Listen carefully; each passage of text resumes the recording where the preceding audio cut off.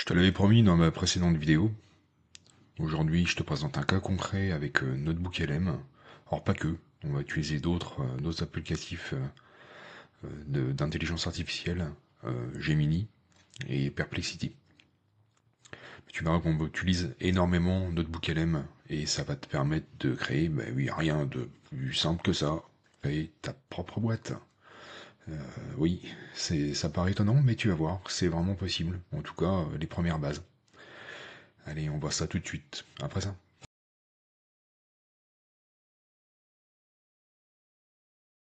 Bon, on s'attarde pas parce qu'il y a beaucoup de choses à voir. C'est la vidéo la plus compliquée que j'ai eu à créer sur ma chaîne, qui m'a demandé beaucoup de travail de préparation, beaucoup de temps de travail de préparation. Je suis un peu impatient de te la présenter et je suis vraiment très impatient d'avoir ton avis dessus. Allez, sans plus tarder, on y va. J'enlève ma tête parce que là, ce sera vraiment trop. Il y a trop d'informations à l'écran. Donc tout d'abord, on va s'appuyer sur un document parce que c'est vraiment trop compliqué sinon. Je vais te partager un document. Alors c'est un aide-mémoire, tu verras. Je vais te le partager, hein, tu vas pouvoir le trouver. Je vais t'expliquer tout à l'heure comment tu vas faire pour pouvoir le récupérer gratuitement. Mais ce document va t'aider à refaire ce que je vais te montrer en fait. Alors bon, tu vois le titre un peu, ça a l'air pompeux comme ça, mais tu verras que c'est une vérité. Créer une entreprise, dommage. Créer une entreprise, ce sera corrigé dans la version que tu vas avoir. Les outils qu'on va utiliser, Notebook LM, Perplexity et les Gemini, le Flash et le Pro. Le plan de la vidéo en fait, hein, comment on va pratiquer. Il y a d'abord une partie de recherche, comment on va découvrir les sources avec Notebook LM, les points de douleur, les tendances, les concurrents, les analyses des informations. Après, il y a la partie de la construction du projet, création de l'offre, création d'une page de présentation, création de contenu. Création de contenu, j'ai pas vraiment eu le temps de vraiment m'y pencher, mais tu verras, on aborde un peu le sujet. Alors comment ça marche, hein? C'est une série de prompts, hein, tu verras. Tu vois, il y a trois. Les prompts, on va les utiliser. Voilà. Alors, tu vois, je t'ai mis des petites légendes. Quand le prompt est utilisé dans NotebookLM, il y a le petit N. Dans Perplexity, il y a le petit P. Et les Gemini, GF et GP selon que ce soit Flash ou Pro. Alors, on commence par le premier prompt. Bon, c'est déjà barré, c'est dommage.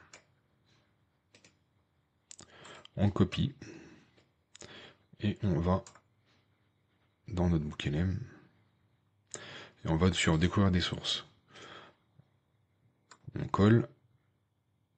Alors moi j'ai décidé de faire ça dans le nettoyage parce que c'est un sujet que je connais, je voulais vérifier les informations que je te dis, parce que c'est quand même dommage de dire des choses et si on n'est pas capable de les vérifier. Là tu envoies le prompt, et ça je t'ai déjà montré ça dans une précédente vidéo. Il te sélectionne des sources. Alors bon voilà, t'as plusieurs sources. Alors ce que je te conseille c'est de les vérifier, hein. Tu peux les vérifier en cliquant ici. Tu vois, ça t'ouvre une page et tu vas pouvoir consulter la source. Et à partir de là, tu vas pouvoir déterminer si elle est bien à intégrer ou s'il faut l'exclure. Là, pour l'exercice, pour la démonstration, je vais tout importer. Comme je te l'indique dans le document, toutes les sources, devant, il faut ajouter utilisateur, tu verras pourquoi tout à l'heure. C'est vraiment important de le faire. Donc pour faire ça, tu viens ici, renommer, et tu mets en majuscule, c'est important. Hop, tu enregistres. Alors, normalement, il faut faire un copier-coller parce que comme ça, tu vas plus vite. Et ça te permet de pouvoir les catégoriser. Donc en fait là, ce qu'on a fait, c'est on a cherché des sources qui donnent les points de douleur, en fait les problèmes que rencontrent les clients des entreprises de nettoyage vis-à-vis de leurs prestataires. Ce que j'ai essayé de mettre en avant, c'est toutes les difficultés que les clients rencontrent. Ça fait partie de la stratégie. On continue le déroulé du prompt, du document. Donc vérifier les sources, hein, comme je te l'indiquais, et ajouter utilisateur devant chaque source. On va voir les tendances. On va utiliser Notebook LM et Perplexity. Alors pour ce sujet particulier, j'étais obligé d'utiliser Perplexity parce que je n'avais pas assez de matière avec Notebook LM. Pour des sujets peut-être un peu plus grand public, tu verras peut-être que tu auras suffisamment d'éléments. Mais en tout cas, pour celui-ci, c'était pas évident. C'est pareil hein, pour cette partie, les problèmes des utilisateurs, j'ai utilisé Perplexity aussi. J'ai copié exactement le même prompt. Hein. Et il m'a sorti toute une liste. Et je l'ai intégré aussi dans la version que tu verras. Là, je te montre comment on fait, mais la version à partir des analyses, tu verras, je prends ce que j'ai vraiment fait moi. Donc, pour le prompt 2, c'est pareil. On copie.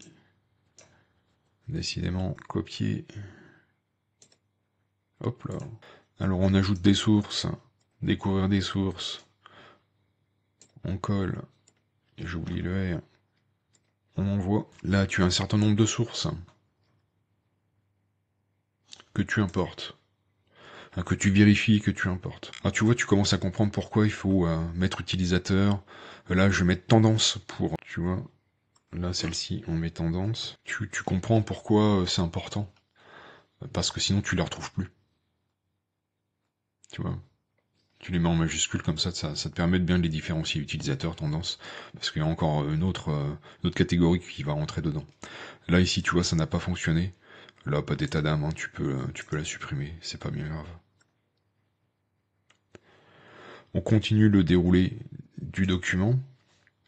Donc là aussi, vérifier les sources, ajouter tendance devant chaque source. Et là, on va chercher les concurrents. Donc toujours pareil, tu pourras faire la même chose, hein, toi, de ton côté. Ajouter une source, découvrir, et voilà, tu colles le prompt. Là, je sais pas si tu te rends compte, mais je te fais gagner énormément de temps. À copier-coller, c'est énorme. Là aussi, je vérifie pas, hein, mais on va les importer. Voilà. Donc par exemple, celle-ci vient d'être importée. Bon voilà. Là aussi, il faut le renommer. Comme c'est indiqué dans le document que je te présente depuis tout à l'heure, vérifier les sources et ajouter concurrent devant chaque source. Voilà. Maintenant, on va passer sur la partie analyse. Et je vais te montrer le vrai document que j'ai utilisé. Voilà. Donc tu vois, j'ai bien départagé. Concurrent, tendance, utilisateur. C'est vraiment important de le faire comme ça, sinon tu vas plus t'y retrouver quand tu vas vouloir faire tes analyses. Donc, rapidement, le prompt numéro 4. On analyse les points de douleur. Alors le prompt qu'on va utiliser, c'est analyser les points de douleur contenus dans ces sources. Donc tu choisis, alors tu décoches tout, et tu choisis les utilisateurs. Tu les cliques tous. Et ici, tu tapes le prompt qu'on a vu tout à l'heure, que j'ai pas copié comme un idiot, et il va te chercher les points de douleur contenus dans ces sources. Voilà, t'en as toute une liste. Ce travail, je l'ai déjà fait, hein. Je l'ai fait en amont. Tu l'enregistres dans une note. Tu vois, ça a donné ça tout à l'heure. Et tu le convertis ça en source, que tu vas renommer également, comme je te l'indique dans le document. Voilà, utilisateur point de douleur. C'est comme ça, moi, je l'ai mis. On fait la même chose pour la partie suivante, analyser les tendances par rapport au point de douleur. Alors le prompt que tu vas taper, c'est ça, c'est agréger les tendances et vérifier celles qui répondent au point de douleur des utilisateurs. Là tu vas sélectionner toutes tes sources qui sont écrites tendances, tu désélectionnes toutes tes sources utilisateurs et tu ajoutes utilisateur point de douleur, c'est le document qu'on a ajouté nous. Et là, tu colles le prompt. Analyser les points de douleur. Non, c'est pas celui-là, évidemment. Agréger les tendances et vérifier celles qui répondent aux points de douleur des utilisateurs. Et là, il te fait une analyse. Alors, basée sur les sources fournies et notre analyse précédente des points de douleur des clients, voici une agrégation des tendances du secteur de la propreté et une analyse de la manière dont elles répondent aux points de douleur des utilisateurs. Les sources identifient plusieurs tendances majeures qui façonnent le secteur de la propreté, etc., etc. Voilà, la première partie, c'est l'analyse des tendances. Et après, voyons comment ces tendances répondent ou cherchent à répondre aux points de douleur identifiés. Donc, tu as les points de douleur et tu as les tendances qui y répondent à chaque fois. Un deuxième point de douleur, les tendances qui essayent d'y répondre. Un autre point de douleur, les autres tendances, etc. etc. Ça aussi, tu l'enregistres dans une note, ce que j'ai fait moi ici, et cette note, tu la transformes en source, convertir en source, et ça vient se mettre automatiquement ici. Résumé des tendances. Voilà, c'est ce que je t'indique dans le document, que je te partagerai. Résumé des tendances. Ensuite, il faudra identifier les possibilités d'offres commerciales. Alors, à l'aide des sources sélectionnées, décrire les principales caractéristiques d'une offre de service qui répondent aux points de douleur identifiés. Ah, j'ai oublié de le mettre, c'est dans notre book LM aussi. Alors là, il faudra cliquer sur les tendances, résumé des tendances, tu peux garder les tendances, et tu gardes les points de douleur, et tu fais chercher. Ça te donne une analyse, et déjà, tu vas pouvoir déjà voir un peu ce que tu vas pouvoir proposer à un client éventuellement. Mais ça s'arrête pas là. Pour vraiment aller plus loin dans cette analyse, on va faire l'analyse ce qu'on appelle le MVP. MVP, ce qui veut dire, la traduction en français, c'est produit minimum viable. C'est plus ou moins la proposition que tu pourrais faire à un client. Donc pour faire ça, on va toujours dans Notebook LM. Tu copies le prompt là, tu gardes toujours les mêmes choses. Hein. Tendance, utilisateur, point de douleur, et résumé des tendances. Voilà, voici une recommandation pour une telle offre, basée sur les sources. Bon là, tu as un ensemble d'éléments que je t'invite à enregistrer dans une note pour pouvoir la conserver. Tu verras que moi aussi je l'ai fait ici, tu vois. Offre, MVP, recommandation. Voilà, c'est pas forcément la même. Les documents de départ sont pas les mêmes non plus, donc forcément la nouvelle n'est pas forcément identique à ce que j'avais fait moi en préalable pour te faire gagner du temps. Mais néanmoins, on va partir sur ce que j'ai fait. L'étape d'après, tu vas créer une offre commerciale. Alors il faut bien se dire une chose, c'est qu'arrivé ici, tu as déjà une bonne idée de ce que tu vas proposer ou pas. L'étape d'après, on va passer sur Gemini. Ça va permettre vraiment d'aller un peu plus loin dans l'analyse. Et c'est juste après ça que tu vas avoir ton go no-go. Hein, c'est-à-dire go, ouais, j'y vais et je vais plus loin dans la démarche. Ou no go, j'arrête là parce que ça va être trop compliqué, ça va engager trop de frais. Enfin, en tout cas, c'est toi qui décides ça, selon tes propres critères. Mais en tout cas, arrivé à ce stade, alors, enfin, en tout cas, l'étape qui va arriver juste après, c'est là où tu vas décider de poursuivre ton projet ou de l'arrêter. Je vais te montrer après si comme on fait ça déjà et si tu poursuis ce que tu peux faire avec. Alors c'est vraiment les préliminaires hein, de ce que tu vas pouvoir faire, mais en tout cas on va voir déjà une aperçu de ce que tu vas pouvoir envisager par la suite. Bon, donc ici on va partir sur Google, sur Gemini. Alors la version Flash, mais on va utiliser le Deep Research. Tu vas voir.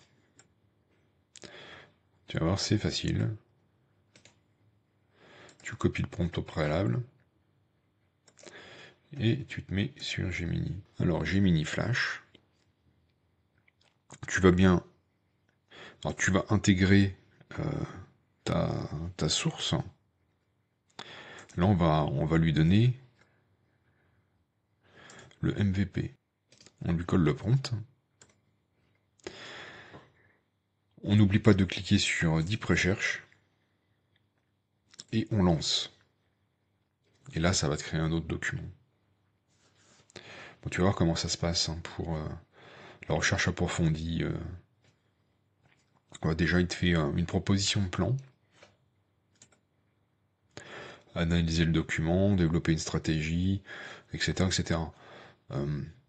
Tu peux modifier le plan si tu veux. Tu peux ajouter, enlever des choses. Moi je vais laisser tel quel, mais sache que tu peux modifier. Là, il te fait une proposition de plan, donc, que tu valides ou pas, que tu modifies ou pas. Et après, l'étape d'après, il fait l'analyse des résultats, et ensuite il crée le rapport. Tu verras, c'est quand même assez complet. Moi, je vais pas lancer la recherche, parce que ça va prendre trop de temps, et moi, je l'ai déjà fait au préalable. Je vais te montrer ce que ça fait. Voilà, il m'a créé ce rapport. Alors, ce rapport fait 22 pages. Alors, pas tout à fait 22 pages en réalité, puisque les dernières pages, c'est les sources utilisées. Bon, il y a 2 pages de sources, et t'as 20 pages de rapport quand même. Hein. Je l'ai lu un peu rapidement, mais voilà, c'est là vraiment, tu peux décider si tu y vas ou pas. Si tu prends le risque ou pas de créer cette. Alors, s'il y a suffisamment de demandes, en bas de la vidéo, je partagerai également ce rapport si tu veux y jeter un coup d'œil, mais si vraiment tu veux pas monter une boîte de nettoyage, ça va pas te servir à grand chose. Mais si tu veux juger toi-même de la qualité du document, il n'y a pas de problème. Hein. Il suffit juste de le demander, et si j'ai suffisamment de demandes, il n'y a aucun souci. Je partagerai cette source de renseignements sans problème. Maintenant, revenons-en à ce document-là. Si tu décides d'y aller, tu décides pour un go, à partir du document qu'on vient de voir, tu vas pouvoir créer une page web. Alors, pareil, hein, tu vas dans Gemini, et la version Pro cette fois. Alors je vais pas pour te le montrer parce que la version Pro, t'as une utilisation limitée. Je vais pouvoir te montrer le résultat, mais pas la démarche, parce que j'ai utilisé toutes mes tentatives. Tu vois, elle est là. En fait, tu lui mets ton prompt, tu lui ajoutes le document, et tu cliques et tu attends que ça se passe. Il te donne ça, que tu copies, que tu colles dans un bloc-notes. Ce bloc-notes, tu le sauvegardes, tu lui mets un nom, et surtout, t'oublies pas de mettre à la fin .html. Et ça va te donner ceci. Donc c'est une page de présentation. Si tu crées ton entreprise, toi, tu vas pouvoir mettre une première page en ligne, si tu veux. Alors c'est à peaufiner, évidemment. Hein. Le prompt était basique. En tout cas, tu pars pas à zéro. Bon, c'est pas cliquable puisqu'il n'y a rien derrière, mais par exemple, demander un devis. Si je fais ça, il me propose d'aller sélectionner une application. Voilà. J'espère que cette vidéo t'aura appris des choses. J'espère qu'elle t'aura plu. Je sais, j'étais un peu rapide, mais on est déjà sur pas loin d'une vingtaine de minutes de vidéo. Ça fait beaucoup. Je te donne le document que tu as vu tout le long de cette vidéo. Donc celui-ci, oh, je suis devant. Ce document, je te le partage sur ma page Patreon. Je te mettrai le lien de la description pour que tu puisses arriver directement sur le document en question. Tu peux consulter le reste de la page, hein, évidemment. Il y a d'autres choses que j'ai déjà insérées dedans. Tu peux te servir, c'est gratuit. Même si j'ai mis vraiment beaucoup de temps à faire cette vidéo, à la préparer en tout cas, je te partage tout ça gratuitement. Je te demande juste un truc en contrepartie. T'es pas obligé de le faire évidemment puisque il n'y a pas de contrepartie, c'est mon principe de fonctionnement. Mais je te demande juste une chose. Si la vidéo t'a intéressé et que tu vas chercher ce document, je te demande de liker la vidéo, éventuellement de commenter. Si t'es pas abonné, de t'abonner. Ça te coûte rien et ça fait toujours plaisir. Je te remercie de m'avoir suivi. Prends soin de toi. À bientôt pour une nouvelle vidéo.